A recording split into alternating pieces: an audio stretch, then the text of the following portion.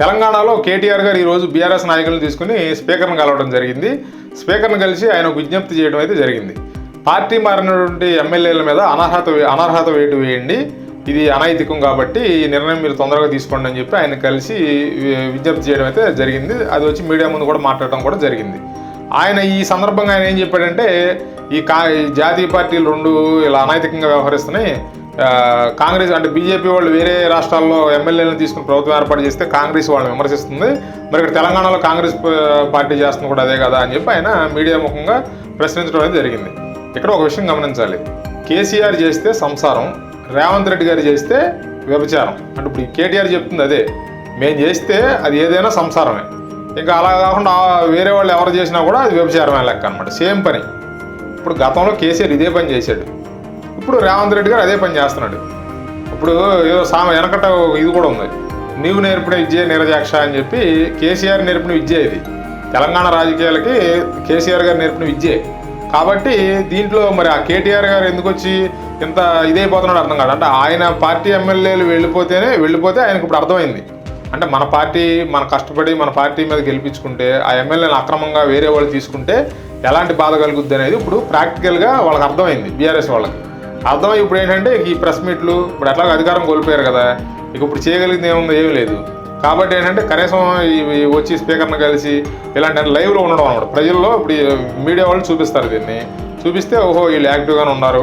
మనం కేంద్ర పార్టీ తెలంగాణలో వివిధ జిల్లాల్లో ఉన్నటువంటి చిన్న నాయకులు ఉంటారు కదా, వాళ్ళు ఏంటంటే ఇప్పుడు కేటీఆర్ ఇవన్నీ చూసి బీఆర్ఎస్ పార్టీ కేంద్ర నాయకత్వం కొంత బాగానే యాక్టివ్గానే పనిచేస్తున్నారు అని చెప్పి వాళ్ళలో ధైర్యం నింపడం కోసం ఈ ప్రయత్నాలు అన్నమాట. గతంలో స్పీకర్ ఏమి అనర్హత వేటు వేయలేదు కదా, నువ్వు గతంలో కూడా మీరు ఎమ్మెల్యేని తీసుకున్నారు, అప్పుడు ఏమన్నా అనర్హతగా ఎవరన్నా ప్రకటించారా? లేదు కదా. ఇప్పుడు అదే జరుగుతుంది, కాలయాపన జరిగిపోతూ ఉంటుంది, స్పీకర్ నిర్ణయం తీసుకోరు, అయిపోద్ది, మళ్ళీ ఎలక్షన్లు వస్తాయి, జరిగేది ఇదే. కాబట్టి కేటీఆర్ గారు ఏంటంటే ఊరికే ఏదో ఇక ఆయన వచ్చి ఏదో ఒకటి చేయాలి కాబట్టి, ఇప్పుడు ఆయన వర్కింగ్ ప్రెసిడెంట్ కదా బీఆర్ఎస్ పార్టీకి, కాబట్టి ముందుకు వచ్చి ఈయన ఇట్లాంటి పన్నాగాలు ఇలాంటి ప్రెస్ మీట్లు చేస్తూ ఉంటాడు అనమాట. కాబట్టి రేవంత్ రెడ్డి గారు ఏం పట్టించుకోవట్లా, ఆయన చేసిన పని ఆయన కార్యక్రమాలు ఆయన చేసుకుంటూ వెళ్ళిపోతున్నాడు. వీళ్ళు ప్రభుత్వం ఏర్పడిన వారం రోజులకి వీళ్ళు ప్రకటించారు ఈ ప్రభుత్వం 6 నెలల కన్నా ఎక్కువ ఉండదు అని. అప్పుడే రేవంత్ రెడ్డి గారి మనసులో ఈ ఎమ్మెల్యేలను తీసుకోవాలి అనే ఆలోచన కలిగి ఉంటుంది ఖచ్చితంగా. ఎందుకంటే ఇప్పుడు మీరు ప్రభుత్వం పడేస్తున్నానంటే అప్పుడు ఆయన ప్రభుత్వంలో ఆయన ఖాళీ కూర్చోడు కదా, అధికారం కోల్పోయినోడు నువ్వే నేను ప్రభుత్వం పడేస్తానని వార్నింగ్ ఇస్తుంటే అధికారంలో ఉన్నవాడు ఖచ్చితంగా దానికి రెమెడీ ఆలోచించుకుంటాడు కదా, దాన్ని తిప్పికొట్టే ప్రయత్నం చేస్తాడు కదా. ఇప్పుడు అదే జరుగుతుంది. మీరు ఇచ్చిన సవాళ్ళు, ప్రభుత్వాన్ని కూల్చేస్తాం, లేదా మీరు ఇచ్చిన అల్టిమేటాలు ఇవన్నీ ఆయన కూడా మరి నిర్ణయం తీసుకోవాలి కదా, కొంత వాళ్ళ ప్రభుత్వాన్ని నిలబెట్టుకునే ప్రయత్నం అయితే చేయాలి కదా. ఇప్పుడు ప్రస్తుతం రేవంత్ రెడ్డి గారు అదే చేస్తున్నాడు. ఎమ్మెల్యేలను తీసుకోవడం అనైతికమే, దానికి ఎవరో కాదనరు. ఖచ్చితంగా ఎమ్మెల్యేల పార్టీ మారేటప్పుడు వాళ్ళు గెలిచినటువంటి పార్టీకి రాజీనామా చేసి పార్టీ మారితే బాగుంటుంది. కానీ గత 10-15 ఏళ్ల నుంచి రాజకీయాలు మారిపోయినాయి పూర్తిగా. అన్ని పార్టీలు ఇదే పని చేస్తున్నాయి. ఎంతో నీతి కౌరులు చెప్పి అసలు మా అంతటోళ్ళు లేడు, మేము మడం తిప్పం అన్న వాళ్ళే, అసలు మాట తప్పం అన్న వాళ్ళే, మేము నీతికి బ్రాండ్ అంబాసిడర్లు, మేము విశ్వసనీయతకి బ్రాండ్ అంబాసిడర్లు అని చెప్పిన వాళ్ళే పరాయి పార్టీ ఎమ్మెల్యేలను తీసుకున్న సందర్భాలు ఉన్నాయి మన తెలుగు రాష్ట్రాల్లో. అలాంటిది ఇప్పుడు ఇంకా మళ్ళీ మీరు ఎమ్మెల్యేలని అనర్హత వేటు వేయండి అని చెప్పి స్పీకర్ని కలిసినంత మాత్రాన వచ్చే ప్రయోజనం ఏదైనా ఉంటుందని నేను అనుకోవట్లేదు. ప్రస్తుతం అయితే బీఆర్ఎస్ పార్టీ వాళ్ళు ఏం మాట్లాడినా ప్రజలు విశ్వసించే పరిస్థితులు లేరండి. వాళ్ళు ఏం మాట్లాడినా, నిజంగా ప్రజల తరపున మాట్లాడినా, ప్రజలకు ఏదైనా మంచి చేసే ఉద్దేశంతో వాళ్ళు రోడ్డు మీదకి వచ్చినా కూడా వీళ్ళు ఓన్లీ సొంత కుటుంబం కోసం, సొంత కార్యక్రమాలు, సొంతంగా లబ్ధి పొందడానికి వస్తున్నారనే భావన అయితే ప్రజల్లో స్ట్రాంగ్గా పాతుకుపోయి ఉంది.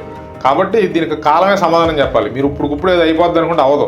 కాలం గడుస్తున్న కొద్దీ ప్రజల్లో మార్పు, ప్రజల ఆలోచన విధానంలో మార్పు వస్తే అప్పుడు ఏమన్నా మిమ్మల్ని మీరు మాట్లాడే మాటలకి విలువ ఉంటుంది, మీరు మాట్లాడే వాటికి ప్రజలు కూడా విలువ ఇస్తారు, చూస్తారు, దాంతోపాటుగా రెస్పాండ్ అవుతారు. మీరు ఏదన్నా పిలిపిస్తే దానికి రెస్పాండ్ అవుతారు. కాబట్టి మీరు అప్పటి వరకు కొంతకాలం వేచి ఉంటే మంచిదండి. కేటీఆర్ గారు 6 నెలల్లో సంవత్సరంలోపు మీరు ఏదో చేసేద్దామనే ప్రయత్నం అయితే అనవసరం.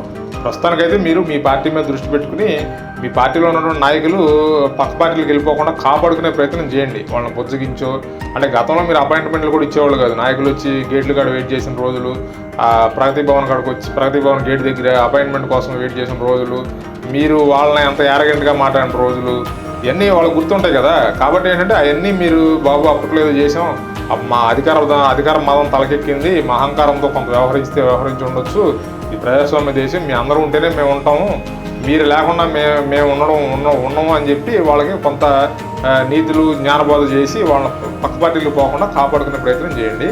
Thanks for watching. Please like, share and subscribe.